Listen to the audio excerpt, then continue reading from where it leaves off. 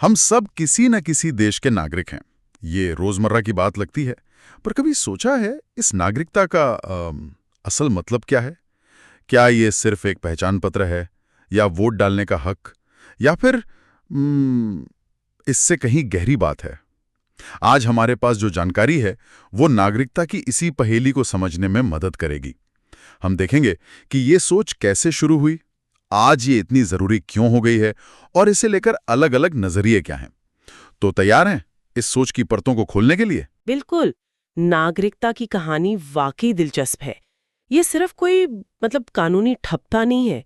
ये एक जुड़ाव है, एक पहचान, कुछ अधिकार और हाँ, कुछ जिम्मेदारियां भी। और ये समझना मजेदार है कि ये आइडिया वक्त के साथ कैसे बदला है। सोचिए, पुराने ग्रीस और रोम में या मध्यकालीन यूरोप के शहरों में नागरिक होना वो कुछ खास लोगों का ही हक था। आम आदमी इसमें शामिल नहीं था। लेकिन जैसे जैसे आज के जैसे देश बनने लगे, बराबरी की आवाज उठी और यहीं से सबके लिए समान नागरिकता का विचार फैला। अब ये कुछ गिने चुने लोगों की बात नहीं रही, ज्यादा से ज्यादा लोग इसके दायरे में आने लगे। अच्छा, तो ये सिर्फ एक शब्द नहीं, बल्कि समाज में सबको साथ लाने का एक तरीका बन गया। हमारे स्रोत भी यही कहते हैं कि आज के दौर में नागरिकता एक बड़ा हथियार है गैर बराबरी और भेदभाव से लड़ने के लिए, खासकर उन लोगों के लिए जिन्हें इतिहास में पीछे रखा गया। हाँ, और इसकी अहमियत कम नहीं हुई बल्कि बढ़ी ही है। टी.एच. मार्शल ने इस पर बहुत गहरा काम किया। उन्होंने नागरिकता को जोड़ा उन संघर्षों से जो समाज के दबे हुए लोगों ने, खासकर मजदूर वर्ग ने, अपने कानूनी, राजनीतिक और सामाजिक हकों के लिए लड़े। मार्शल ने दिखाया कि कैसे ये अधिकार मिलना सीधे तौर पर अमीरों और मजदूरों के बीच के रिश्तों, उनकी लड़ाइयों से जुड़ा था। ये हक खैरात में नहीं मिले, लड़कर हासिल किए गए। लेकिन ये मामला सिर्फ अमीर गरीब का तो नहीं रहा होगा ना? जानकारी में अलग अलग जातियों और धर्मों के समूहों का भी जिक्र है। लगता है नागरिकता की ये लड़ाई कई मैदानों पर लड़ी गई है। को सीधे सामाजिक आंदोलनों से जोड़ा, कैसे अलग अलग समूह अपने हक के लिए आवाज उठाते हैं और नागरिक होने का मतलब बदलते जाते हैं। दूसरी तरफ कुछ लोग मानते हैं कि नागरिकता का विचार असल में समाज के ऊंचे तबके ने अपने फायदे के लिए बनाया। पर एक दिलचस्प बात जो हाल के सालों में उभरी है, वो ये है कि अब सिर्फ हर इंसान के अकेले के अधिकारों की बात नहीं होती। अच्छा। हाँ, बल्कि समूहों के अधिकारों पर भी जोर है। यानी ये माना जा रहा है कि कुछ खास कल्चर वाले समूहों को अपनी पहचान बचाने के लिए शायद कुछ अलग अधिकारों की जरूरत हो सकती है। और आज के समय में ये नागरिकता का मुद्दा इतना गर्म क्यों है? ऐसी क्या वजह है कि इस पर इतनी चर्चा हो रही है? देखिए, कई वजह हैं जो इसे आज और भी जरूरी बना देती हैं। पश्चिमी देशों में लोग वोट डालने कम जा रहे हैं, जिससे सवाल उठता है कि क्या नागरिक अपने देश से वो जुड़ाव महसूस कर रहे हैं। फिर पूर्वी यूरोप और रूस में पुरानी समाजवादी सरकारें गिरी, तो वहाँ नागरिकता और लोकतंत्र के नए तरीकों पर बहस छिड़ी। सरकारों पर पैसे का दबाव बढ़ा है, तो सामाजिक सुरक्षा और कल्याणकारी योजनाओं पर सवाल उठ रहे हैं। यानी सामाजिक अधिकार खतरे में हैं। और दुनिया भर में अलग अलग कल्चर के लोग साथ रह रहे हैं, तो ये सवाल और बड़ा हो गया है कि इतनी सारी अलग अलग पहचानों को एक साथ कैसे साधा जाए। अपने देश भारत में ही देखिए, यहाँ भ्रष्टाचार, जवाबदेही की कमी, असहिष्णुता, लोगों के बुनियादी अधिकारों का हनन, पारदर्शिता न होना, इन सब बड़ी मुश्किलों के हल के तौर पर एक्टिव नागरिकता को देखा जा रहा है। एक्टिव नागरिकता मतलब ये माना जा रहा है कि सिर्फ सरकारें और कानून काफी नहीं है, नागरिकों को भी जागरूक और एक्टिव होना पड़ेगा। तो आप कह रही हैं कि सिर्फ अच्छी संसद या अदालतें होना ही काफी नहीं है, हम नागरिकों के अंदर भी कुछ गुण होने चाहिए। हमारी भागीदारी जरूरी है लोकतंत्र को चलाने के लिए। आपने एकदम सही पकड़ा। विलियम गोल्डस्टीन जैसे विचारकों का यही कहना है। जैसा हमारे स्रोत बताते हैं, उनका मानना था कि अगर नागरिक खुद आगे बढ़कर हिस्सा नहीं लेंगे, खुद पर काबू नहीं रखेंगे, अपनी जिम्मेदारी नहीं समझेंगे और इंसाफ की परवाह नहीं करेंगे, तो उदार समाज टिक नहीं सकता। सिर्फ सरकारी ढांचे जैसे ताकत का बंटवारा या 2 सदनों वाली संसद काफी नहीं है। लोकतंत्र को सेहतमंद रखने के लिए नागरिकों के अंदर ये गुण होना, जिसे नागरिक सद्गुण या सार्वजनिक भावना, पब्लिक स्पिरिटेडनेस कहते हैं, ये बहुत जरूरी है। नागरिकों का रवैया, उनके मूल्य मायने रखते हैं। चलिए, अब ये समझते हैं कि नागरिकता आखिर है क्या। इसकी कोई सीधी सादी परिभाषा हो सकती है? मोटे तौर पर कहें तो नागरिकता का मतलब है किसी राजनीतिक समाज या देश का सदस्य होना, और इस सदस्यता के साथ जुड़े होते हैं कुछ अधिकार और कुछ कर्तव्य जिन्हें उस समाज के सब लोग मानते हैं। अब ये सदस्यता दो तरह की हो सकती है। एक होती है निष्क्रिय, यानी आपको कुछ अधिकार मिले हुए हैं, भले ही आपने उन्हें बनवाने में सीधे कुछ ना किया हो। अच्छा। और दूसरी होती है सक्रिय, जिसमें आप देश के राजनीतिक और सामाजिक जीवन में हिस्सा लेते हैं, फैसले लेने में अपनी भूमिका निभाते हैं और समाज के प्रति अपनी जिम्मेदारियां पूरी करते हैं। और इस सदस्यता में क्या क्या आता है? सुनने में आया है कि इसके 3 खास पहलू हैं। वो क्या हैं? हाँ, खासकर टी.एच. मार्शल के काम के बाद नागरिकता के 3 मुख्य आयाम माने जाते हैं। पहला है नागरिक सिविल पहलू। इसमें आपकी व्यक्तिगत आज़ादी से जुड़े अधिकार आते हैं, जैसे बोलने की आज़ादी, कानून के सामने बराबरी, अपनी संपत्ति रखने का हक और इंसाफ पाने का अधिकार। ये वो बुनियादी हक हैं जो आपको सरकार की मनमानी से बचाते हैं। ठीक है। दूसरा राजनीतिक पहलू, ये जुड़ा है देश चलाने में आपकी हिस्सेदारी से। इसमें वोट डालने का अधिकार, चुनाव लड़ने और सरकारी पद पाने की काबिलियत और राजनीति में अपनी बात रखने का अधिकार शामिल है। और तीसरा सामाजिक पहलू, इसका ताल्लुक आपकी आर्थिक सुरक्षा, समाज की तरफ से मिलने वाली मदद और अपने कल्चर को जीने के अधिकार से है।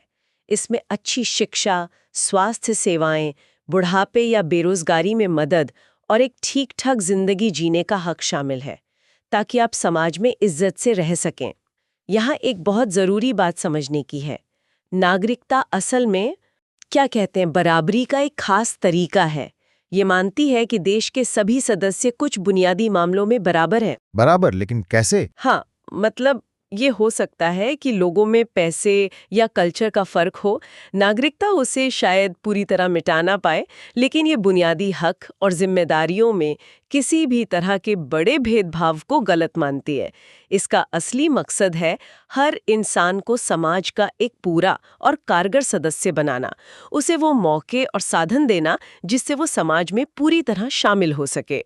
लेकिन अक्सर ऐसा लगता है, और शायद हमारे शोध भी यही इशारा करते हैं, कि हम अधिकारों की बात तो बहुत करते हैं पर कर्तव्यों को भूल जाते हैं। क्या ये सही है? ये बहुत अहम और आज के समय से जुड़ा हुआ सवाल है। ये सच है कि सिर्फ अधिकारों पर बहुत ज़्यादा ध्यान देने और अपनी नागरिक जिम्मेदारियों को नज़रअंदाज करने का एक बुरा असर हुआ है। लोगों की अपनी तरफ से पहल करने या मिलकर समुदाय के लिए काम करने की भावना कम हुई है।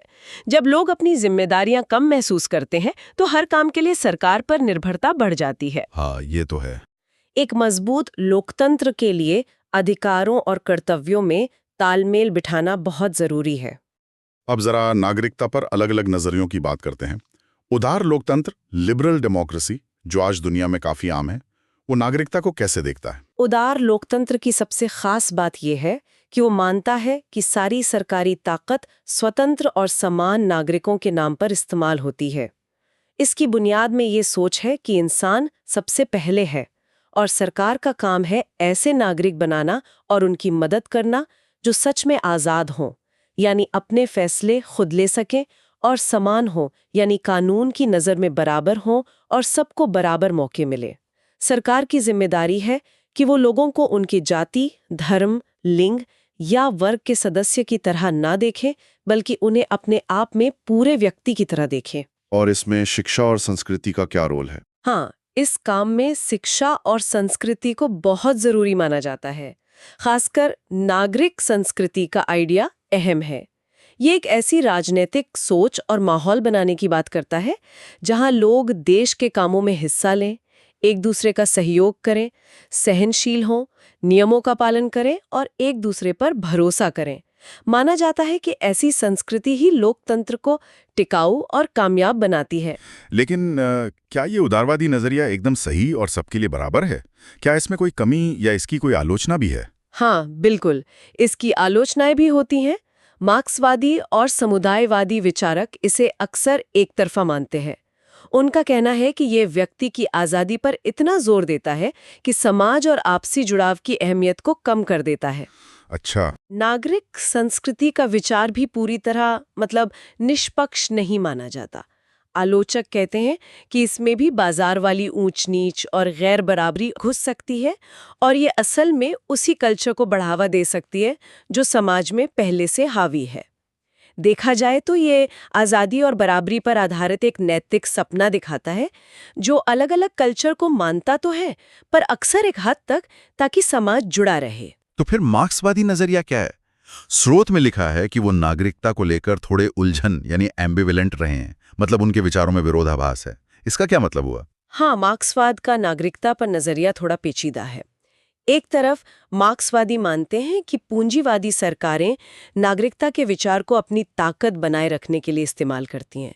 ये असलियत को छुपाती हैं कि समाज अमीर और गरीब यानी पूंजीपति और मजदूर में बटा है और उनके हितों का टकराव यानी वर्ग संघर्ष चल रहा है।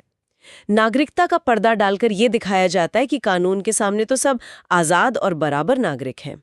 अच्छा, छुपाने के लिए। हाँ, लुई अर्थसेर नाम के विचारक ने इसे समझाने के लिए राज्य के वैचारिक उपकरणों आइडियोलॉजिकल स्टेट एपरेटसेस की बात की थी।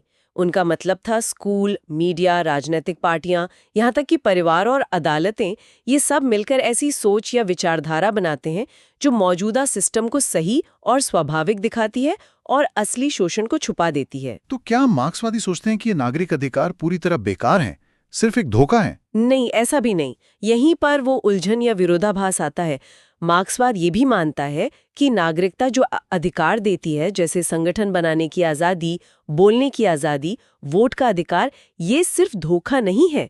इन्हीं नागरिक और राजनीतिक अधिकारों का इस्तेमाल करके मजदूर वर्ग और दूसरे दबे हुए समूह अपने हक के लिए एकजुट हो सकते हैं, अपनी बात रख सकते हैं और पूंजीवादी सिस्टम के अन्याय के खिलाफ लड़ सकते हैं। ओह, तो मतलब ये एक हथियार भी बन सकते हैं। हाँ, बिल्कुल। तो एक तरफ नागरिकता वर्ग संघर्ष को छुपाने का काम करती है, तो दूसरी तरफ वो उसी संघर्ष का एक मैदान और हथियार भी बन सकती है। एक और दिलचस्प बात जिस पर स्रोत ध्यान खींचता है वो है इंसान और नागरिक के बीच का फर्क। क्या हर इंसान अपने आप नागरिक बन जाता है? अगर हम सिर्फ सोचने के स्तर पर देखें, दार्शनिक स्तर पर, तो माना जाता है कि सारे इंसानों में कुछ खास बातें होती हैं, जैसे सोचने समझने की ताकत, सही गलत की समझ, जो उन्हें बाकी जीवों से अलग करती हैं और बराबरी के सम्मान का हकदार बनाती हैं। लेकिन इतिहास देखें तो सरकारों और समाजों ने अक्सर सिर्फ अपने लोगों, इनसाइडर्स को ही पूरे अधिकार और नागरिक का दर्जा दिया है और बाहर वालों को इससे दूर रखा है। आज के जमाने में मानवाधिकारों की सार्वभौम घोषणा, universal declaration of human rights जैसी कोशिशें हुई हैं जो कहती हैं कि हर इंसान के कुछ बुनियादी अधिकार होने चाहिए। लेकिन असल में नागरिकता का दायरा कितना बड़ा हो, यानी किसे पूरा सदस्य माना जाए, ये अक्सर सामाजिक आंदोलनों और लड़ाइयों से तय होता है। जैसा टर्नर ने कहा है, नागरिकता अधिकार सामाजिक आंदोलनों का नतीजा है जो सामाजिक सदस्यता का विस्तार या रक्षा करना चाहते हैं। मतलब अधिकार मिलते या छिनते हैं तो उसके पीछे संघर्ष होता है। और वो जो आपने कहा कुछ समूह बाहर रखे जाते हैं। हाँ, हॉफमैन और जानोस्की ने कुछ ऐसे समूहों की पहचान की है जिन्हें इतिहास में या आज भी अक्सर पूरी नागरिकता से बाहर रखा गया है या जिनके अधिकार कम रहे हैं। उन्होंने 4 तरह के समूह बताए हैं। पहला, कलंकित मानव, स्टिग्मेटाइज्ड ह्यूमंस, जैसे गरीब, औरतें, अलग नस्ल या लिंग के अल्पसंख्यक जिन्हें समाज की गलत सोच की वजह से बराबर नहीं माना जाता। दूसरा, विकलांग मानव, इम्पेयर्ड ह्यूमंस, दिमागी या शारीरिक रूप से कमजोर लोग। तीसरा कौन सा था? तीसरा, संभावित मानव, पोटेंशियल ह्यूमंस, जैसे पेट में पल रहा बच्चा, कोमा में पड़ा इंसान या बहुत बीमार बुजुर्ग जो होश में नहीं है। इनके अधिकारों पर हमेशा बहस चलती रहती है। और चौथा, मानव जैसे या आधे मानव, जिसे समुदाय, देश, धार्मिक समूह या बड़ी कंपनियां, कॉरपोरेशंस, जिन्हें इंसानों जैसे नहीं पर कुछ सामूहिक अधिकार मिले होते हैं। ये बात हमें फिर से समूह आधारित नागरिकता के विचार पर ले आती है जिसका जिक्र आपने पहले किया था। क्या उन समाजों में जहां बहुत अलग अलग तरह के कल्चर हैं, सबके लिए सिर्फ एक जैसे व्यक्तिगत अधिकार दे देना काफी है? ये आज के समय का एक बहुत बड़ा सवाल है जिस पर खूब बहस चल रही है। पुरानी उदारवादी सोच तो यही मानती थी कि सबको बराबर अधिकार दे दो, मसला हल। लेकिन अभी महसूस किया जा रहा है कि शायद इतना काफी नहीं है। विल काइमिलिका जैसे विचारक कहते हैं कि जिन समूहों का कल्चर अलग है, उन्हें अपनी खास पहचान, भाषा, रस्मो रिवाज और जीने का तरीका बचाने के लिए सिर्फ बराबर व्यक्तिगत अधिकारों के अलावा कुछ खास समूह आधारित अधिकारों की भी जरूरत पड़ सकती है। खास अधिकारों की जरूरत क्यों? काइमिलिका की दलील ये है कि कल्चर सिर्फ नाच गाना या पुरानी यादें नहीं है, ये हमें जिंदगी जीने का एक पूरा नजरिया देता है, कॉन्टेक्स्ट ऑफ चॉइस। ये बताता है कि क्या चीज़ मायने रखती है, किसकी क्या कीमत है। ये हमारी पहचान और आत्मसम्मान से बहुत गहराई से जुड़ा है। इसलिए नागरिकता को सिर्फ व्यक्ति तक सीमित नहीं रखना चाहिए, बल्कि अलग अलग कल्चर को भी जगह देनी चाहिए और इन समूहों को बनाए रखने के लिए जरूरी अधिकारों को मानना चाहिए। तो ये समूह आधारित अधिकार किस तरह के हो सकते हैं? स्रोत में कुछ मिसालें दी गई हैं शायद? हाँ, स्रोत में 3 मुख्य तरह के समूह आधारित अधिकारों का जिक्र है जो काइमिलिका ने सुझाए हैं।